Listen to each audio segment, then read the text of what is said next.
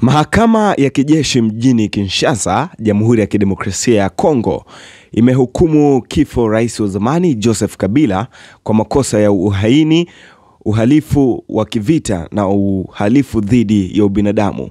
Hukumu hiyo imetolewa kwa kutokuwepo kwake mahakamani, maarufu kama in absentia, baada ya majaji kusema Kabila alihusiana na waasi wa M23 na pia kufanikisha vitendo vya mauaji, mateso na ukatili wa raia.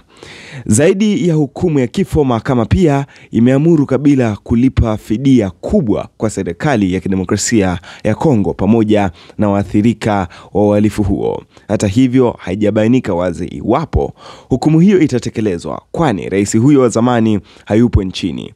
Wanasheria wake wamesema kesi hii ni ya kisiasa na kwamba Kabila anaendelea kukanusha mashtaka yote. Taarifa zaidi zinasema ya kwamba Seneti ya Kongo ilishakubali kuondoa kinga ya kikatiba aliyokuwa nayo kiongozi wa zamani, jambo lililowezesha kufunguliwa mashtaka hayo mazito. Hii inakuwa mara ya kwanza kwa rais wa zamani wa taifa hilo kuhukumiwa adhabu ya kifo, hatua inayotafsiriwa na wachambuzi kama tukio la kihistoria katika siasa za Kongo. Lakini pengine ilikuwa ufahamu habari hii koje.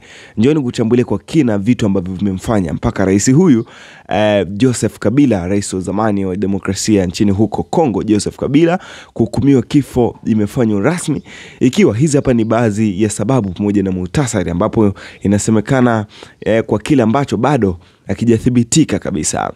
Namba 1, kesi ya uhaini pamoja na uhusiano wa waasi wa M23. Joseph Kabila ameripotiwa kushtakiwa kwa makosa ya uhaini, mauaji makubwa, mateso, kushirikiana na waasi wa kundi la M23. Namba 2, kuondolewa kwa kinga ya kikatiba ya Senate ya Demokrasia ya Kongo. Imekubali kuondoa kinga alionayo kama rais wa zamani, presidential immunity, ambayo ilimzuia kushtakiwa kwa mashtaka ya aina hizo. Namba 3, mahakama ya kijeshi imemhukumu kifo tarehe 30 Septemba mwaka 2025. Mahakama ya kijeshi mjini Kinshasa imemhukumu kifo Kabila kwa makosa ya kubadilisha nia ya serikali, yani treason, uhalifu wa vita, uhalifu dhidi ya ubinadamu, crimes against humanity, ikiwa pamoja na mauaji, ukatili, mateso, uasi na kadhalika. Hukumu hiyo imefanywa kwa kutokuwepo kwake mahakamani, yani in absentia. Lazima alipe fidia. Pia amehukumiwa kulipa fidia kubwa kwa serikali ya demokrasia nchini Kongo. Waathirika wa uhalifu aliotuhumiwa kuguswa nao, kiasi kinachosemwa kutofautiana katika ripoti tofauti, lakini kunaongezeka kwa mabilioni ya madola.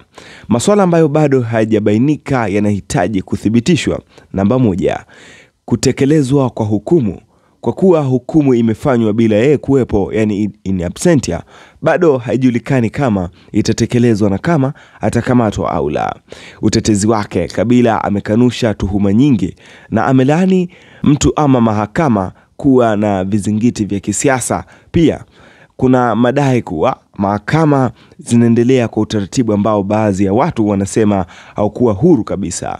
Lakini namba 3 ni mahusiano halisi ya waasi wa M23.